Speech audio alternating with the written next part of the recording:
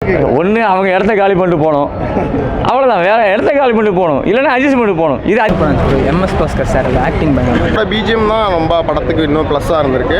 லாஸ்ட்டில் கடையை கொலை பண்ணுறவளுக்கு போயிட்டாங்களே பார்க்கிங்னால. சின்ன மேட்ரு கனெக்ட் ஆகும், இந்த பார்க்கிங் இஷ்யூஸ்லாம் அதுக்காக யாரும் சண்டை போட்டுக்க வேணாம், ஒருத்தருக்கு ஒருத்தர் அனுசரித்து போய்க்குவாங்கப்பா அப்படிங்கிறத ரொம்ப அழகாக சொல்லியிருக்காங்க. ஆனால் என்னோட லைஃப்லையும் கனெக்ட் ஆகிருக்கு. நானும் வண்டி பார்க் பண்ண இடம் இல்லாமல் ஒவ்வொரு வீட்டு வாசல்லையும் விட்டு திட்டு வாங்கிட்டு வந்தேன் தான். ஸோ எல்லாரோட வாழ்க்கையிலையும் அந்த படம் எங்கேயாவது லேக் ஆகிற மாதிரி இருக்கா? அது லேக் பெருசாக இருந்தல வருங்க கடையை கொலை பண்ணுறவளுக்கு போயிட்டாங்களே பார்க்கிங்னால, ஈகோ பிரச்சனால. நல்லா இருக்கு படம், நல்லா இருக்கு படம், நல்லா.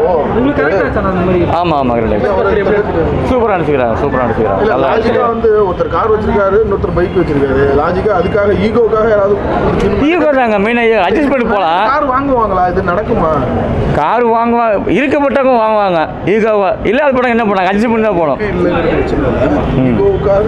பல பேர் பாதிக்கப்பட்டிருப்பாங்க. ஸோ பார்க்கிங்னால யாரெல்லாம் பாதிக்கப்பட்டிருக்கீங்களோ அவங்களாம் அந்த படம் பார்க்கணும். ரொம்ப அழகாக அவங்கள கனெக்ட் பண்ணும் அந்த படம். ஹரிஷ் கல்யாணம் பற்றி சொல்ல வேணாம், அவர் சூப்பராக பண்ணியிருக்கிறாரு. அவருக்கு வந்து மேக்ஸிமம் ரொமான்ஸு அந்த மாதிரி சீன் தான் அவருக்கு நல்லாயிருக்கும். ஆனால் இந்த படத்தில் அவர் ஒரு டிஃப்ரெண்ட்டான ஜானராக எடுத்திருக்கிறாரு, நல்லா பண்ணியிருக்கிறாரு. அதுலேயும் எம்எஸ் பாஸ்கர் வந்து அவரை காட்டிலும் ரொம்ப அழகாக நடிச்சிருக்கிறாரு. நிறைய இடத்துல நம்மளை கோவப்படுத்தி பார்க்குறாரு எம்எஸ் பாஸ்கர். அந்த இதில் அவரோட கேரக்டர் அவர் சூப்பராக பார்க்குறோம். அப்புறம் இந்த படம் நல்லா பண்ணியிருக்காரு எம்எஸ் பாஸ்கர். 8 தோட்டாக்கள் இதே மாதிரி பண்ணியிருப்பாரு. ஆமாம், இல்லை அவர் ஆக்டிங்கில் பற்றி நம்ம சொல்லவே வேணாம், அவர் சூப்பராக பண்ணியிருக்காரு. அவர் கிடைச்ச பொசிஷனை ரொம்ப அழகாக பண்ணியிருக்காரு.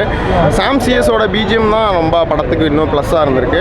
லாஸ்ட்டில் கிளைமேக்ஸ்லலாம் ஒரு சாங் வச்சுருக்காங்க, அதெல்லாம் ரொம்ப அப்படியே நம்மளை இல்லை கிளைமேக்ஸில் ஒரு சாங் வச்சுருக்காங்க. படம் முடிஞ்சு அதாவது ஒருத்தருக்கு ஒருத்தர் பொறுத்து போகணும், ஈகோ வந்து ஒரு விஷயமே கிடையாது, நம்ம அனுசரித்து போகணும் அப்படின்னு சொல்லி ஒரு மனிதத்தை பற்றி ஒரு சாங் சின்னதாக ஒரு லிரிக்ஸில் வச்சுருக்காங்க. அது ரொம்ப அழகாக ஆடியன்ஸை கனெக்ட் பண்ணி லாஸ்ட்டில் ஃபீல் பண்ணி அனுப்புகிறாங்க படத்தை.